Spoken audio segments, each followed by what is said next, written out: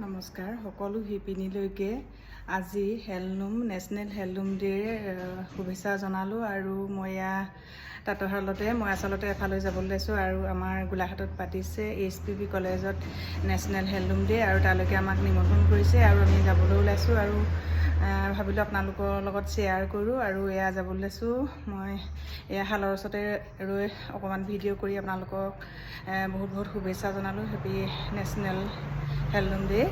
সকলো শিপিনীলৈকে মোৰ বহুত শুভেচ্ছা থাকিল। Bye bye.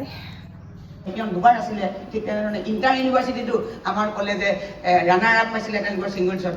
ঠিক তেনেধৰণে আমাৰ ভাল বক্সাৰ আছিলে, আমাৰ ৱেইট লিফ্টাৰ আছিলে। মেনেজাৰ ইছলাম ছাৰ আমাৰ মাজত আছে। আমি সৰুৰ পৰা সূতাৰ